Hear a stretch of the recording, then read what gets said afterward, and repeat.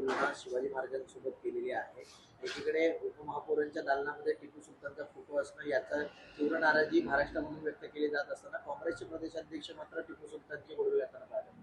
ते काँग्रेसचे प्रदेशाध्यक्ष आहेत ना, त्यांना चपलेने हाणायला पाहिजे। मी कालही तुम्हाला बोललो, तुम्ही तुमचं प्रेम टिपू सुलतानावरचं आहे ते तुम्ही कायम ठेवा, पण त्यांची तुलना छत्रपती शिवाजी महाराजांशी करता, या माणसाला चपलेने हाणायला पाहिजे आणि त्याची बाजू घेणाऱ्यांना सुद्धा चपलेने हाणायला पाहिजे। यांची लायकी योग्यता एवढीच आहे। देखील वाद पाहायला मिळतोय, काँग्रेस असेल किंवा भाजप असेल दगडफेक झाली, काँग्रेसच्या कार्यालयावरती दगडफेक केली आहे। हे बघा, छत्रपती शिवाजी महाराजांचा अपमान कोणीही सहन करणार नाही। अशा पद्धतीची वक्तव्य जर वारंवार करत राहिले तर याचा उत्तर किंवा याचा प्रसाद काँग्रेसच्या कार्यकर्त्यांना खावाच लागेल। सातत्याने एकनाथ शिंदे आणि श्रीकांत शिंदेवर बोलताना पाहायला मिळतात। आता एकनाथ शिंदेवरती तर ते आधी बोललेच होते, पण आता खासदार श्रीकांत शिंदे यांना देखील पराभवाची भाषा जी आहे ती गणेश असं त्यांनी वक्तव्य केलेलं आहे की श्रीकांत शिंदे यांच्या नावाच्या अगोदर जे आहे ते कायमचं मी माजी खासदार लावेल। गणेश नाईक यांच्या लोकप्रियतेच्या दिव्यातलं तेल संपलंय। आता तो त्यांचा जो दिवा आहे तो विझायला लागलाय आणि दिवा विझताना फडफडतो, तशाच पद्धतीने ते फडफडत आहेत। गणेश नाईक बहुधा हे विसरलेले आहेत की श्रीकांत शिंदे यांचा ते पराभव करण्याची भाषा करतायत, परंतु ह्याच एकनाथ शिंदे साहेबांच्या रणनीतीमुळे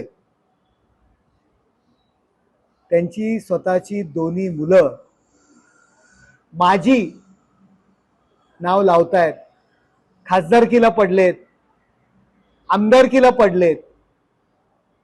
श्रीकांत शिंदे एकदाही निवडणुकीत पराभूत झालेले नाहीयेत, एकही निवडणूक हारलेले नाहीयेत। विक्रमी मताधिक्याने ते निवडून आलेले आहेत।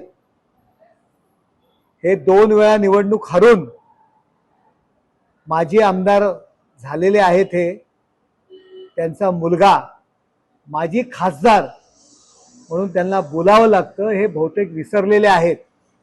अशा पद्धतीने टीका करायला आम्हाला सुद्धा आनंद होत नाही, परंतु आमच्यावर जर अशा पद्धतीने टीका करत असतील तर मी यांना म्हणेल की दोन्ही मुलांचा करिअर खाणारा हा बाप आहे।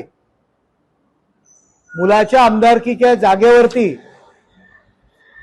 हरल्यानंतर स्वतः उभे राहिलेले आहेत, त्यांची जागा स्वतः खाल्लेली आहे। ते काय श्रीकांत शिंदे यांना पाडण्याची भाषा करतात। 94 साली शिवसेनेच्या मंत्रिमंडळात हे मंत्री होते, आजही ते 31 वर्षानंतर ते पण शिंदे साहेबांनी भूमिका घेतली म्हणून मंत्री आहेत, परंतु त्यावेळी शाखा प्रमुख असणारा एकनाथ शिंदे या राज्याचे मुख्यमंत्री झाले, आता उपमुख्यमंत्री आहेत। दिल्लीत शिंदे साहेबांच्या शब्दाला मान आहे। कदाचित नाईक यांना ही पोटदुखी आहे। नवी मुंबई व्यतिरिक्त बाहेर नाईक यांना काळं कुत्र सुद्धा विचारत नाही, ओळखत पण नाही। मला त्यांना एवढंच सांगायचंय, शिंदे साहेबांनी जर ठरवलं ना, साधी फुंकर जरी मारली तरी तुमचा दिवा विझणार आहे। पोरांना घरात बसून तुम्ही राजकारण करताय। घरामध्ये एक माजी आमदार आणि एक माजी खासदार बसवला आहे, त्यांची काळजी करा। आप अपनी जलन बरकरार रखना, मला त्यांना एवढंच सांगायचंय, आप अपनी जलन बरकरार रखना, शिंदे साहेब अपना जलवा बरकरार रखेंगे। गणेश नाईक जी, आपल्या वयाचा आम्ही नेहमी सन्मान ठेवतो, पण अशा पद्धतीने तुम्ही जर टीका करत असाल तर तुम्हाला सुद्धा याच पद्धतीने उत्तर दिलं जाईल। काय तुम्ही नवी मुंबईच्या विकासाच्या गप्पा मारता? या नवी मुंबईत काय केलेलं आहे? अहो तुम्ही तुमच्या पक्षाशी प्रामाणिक आहात का? 3 पक्ष फिरून आलेत, 3 पक्ष फिरून आलेले आहात. तिकीट नाही मिळालं म्हणून मुलाला राष्ट्रवादीतनं उभं केलंय. भारतीय जनता पार्टीच्या अधिकृत उमेदवार मंदा म्हात्रे यांना पाडण्यासाठी प्रयत्न आपण केलेले आहात आणि तुम्ही आम्हाला पक्षनिष्ठा शिकवताय. अहो लोकांच्या फायद्याकरता हॉस्पिटलचा प्रस्ताव मंदाताईंनी आणलाय, तो कॅन्सल करण्यासाठी प्रयत्न करताय. कसला लोकभावनेचा तुम्ही विचार करताय? आपल्या वयाचा आम्ही मान ठेवतोय, तुर्तास एवढंच, आप अपनी जलन बरकरार रखना, शिंदे साहेब अपना जलवा बरकरार रखेंगे. ते वारंवार वक्तव्य करतात की वरिष्ठांनी मला आदेश द्यावेत, माझ्या नाताला लागू नये, वरिष्ठांनी मला आदेश द्यावेत, ठाणे पालघर यांच्या भागामधील जवळ यांचा सुकडा साफ निघेल. अरे काय सुकडा साहेब, 42 जागा आम्ही नवी मुंबईत जिंकलो, 10 जागा येणार नाही म्हणत होते. काय आमची हे उखडणार आहेत? काय आमची सगळं वापरलं, सत्ता संपत्ती पोलीस प्रशासन हे नवी मुंबईत सगळं वापरलं. काय आमची उखडली त्यांनी तिथे? 12-13 सीट आम्हाला कमी पडल्या, त्या पण आमच्या काही चुकांमुळे आमच्या त्या सीट पडल्या. काय उखडली आमची नवी मुंबईत? आमचे ठाणे पालघरमध्ये ते उखडणार आहेत. मला त्यांचं चॅलेंज आहे.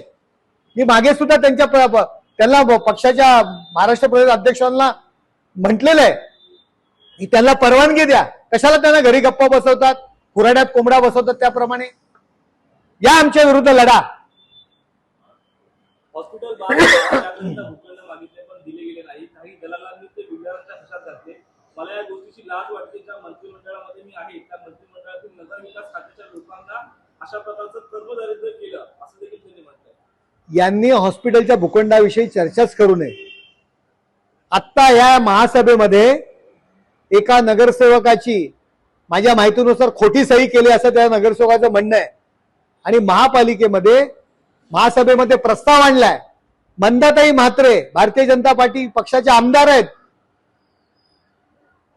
त्यांचा विषय हॉस्पिटल बनवण्याचा तो रद्द करण्याचा प्रस्ताव यांच्या परवानगीशिवाय आला का? यांच्या परवानगीशिवाय तो प्रस्ताव आला का याचं उत्तर त्यांनी द्यावं. मंदाताईंना याचं उत्तर विचारावं. मंदाताई याचं उत्तर चांगलं देतील. एबीपी माझा, उघडा डोळे बघा नीट.